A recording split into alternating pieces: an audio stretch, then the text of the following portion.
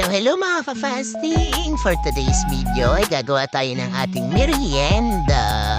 So, simple lang naman po ito. Ito ay kikiam. No? So, paborito naman po ito ng lahat. No? Lalo na dun sa mga mahilig sa tusok-tusok. Tusok-tusok sa kanto, ha?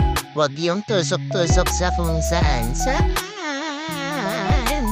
So, yun lang naman po ang gagawin natin. Lulutuin natin siya until golden brown. At normal naman po yun, no? Dito po tipid-tipid lang tayo sa ating mantika para naman hindi masayang at ang mahal na mga bilihin. Sobra naman talaga. Kasi ang maluluto rin naman po yan, di ba? Kaya hindi na natin siya kailangang i-deep fry. So ganyan-ganyan lang, ikot-ikot lang, di maluluto rin naman yan hanggang mamula at maluto hanggang sa loob. So, syempre, habang gumagawa ko ng merienda, ay nag-iisip na ako kung anong iba-vlog ko at kung ano naman bang ibibidyo ko. Kaya lahat na lang po ng ginagawa ko dito sa bahay, binidyo ko na. So, katulad niyan, diba, naturuan ko pa kayo ngayong gumawa ng sauce para sa ating kikiam. So, nakalagay naman po dyan yung mga ingredients natin. Halu-haluin lang naman yan, di ba?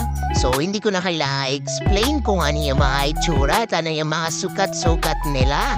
Kasi di ba naman, wala naman ding sukatan ng ating mga buhay. Charis lang.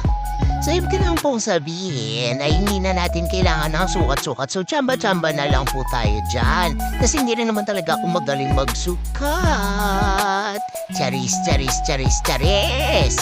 So, yun lang naman gagawin natin, no? Hanggang sa maging ganyan na po yung itsura niya. And then, syempre, masarap na masarap yan para sa ating kikiam.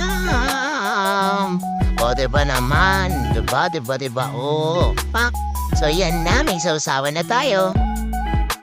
Simplihan lang natin ang buhay. Huwag nating gawing komplikado palagi araw-araw.